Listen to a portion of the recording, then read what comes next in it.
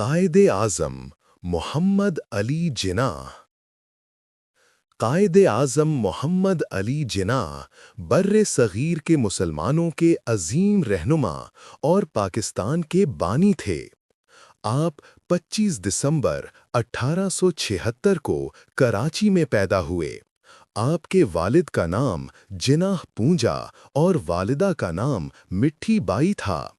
आपने इब्तिदाई तालीम कराची में हासिल की और बाद में आला तालीम के लिए इंग्लैंड चले गए, जहां से आपने कानून की तालीम हासिल की।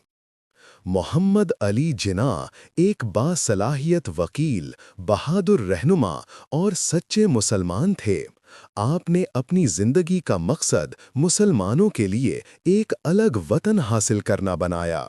शुरू में आप कांग्रेस के रुकन थे, मगर जब आपने देखा कि हिंदू रहनुमा मुसलमानों के हुकूक तस्लीम नहीं करते, तो आपने मुस्लिम लीग में शमूलियत इख्तियार की। कायद-ए-आज़म ने मुसलमानों को एक प्लेटफॉर्म पर इकट्ठा किया और उन्हें उनके हुकूक के लिए जिद्दोजहद करने का हौसला दिया।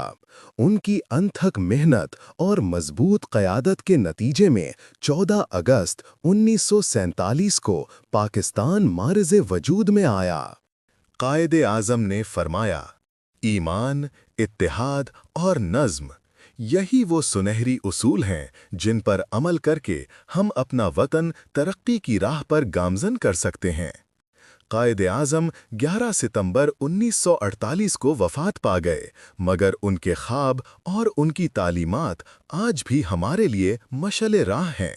हम सब पर फ़र्ज़ है कि हम कायद-ए-आज़म के उसूलों पर अमल करें, अपने वतन से मोहब्बत करें, मेहनत करें और पाकिस्तान को एक मजबूत, तरक्की याफ्ता और पुरअमन मुल्क बनाएं। वीडियो पसंद आई हो तो लाइक करें, कमेंट्स में अपनी राय ज़रूर बताएं। और मज़ीद दिलचस्प कहानियाँ और तालीमी वीडियोज़ देखने के लिए किड्स स्टोरी बुक चैनल को सब्सक्राइब करना ना भूलें।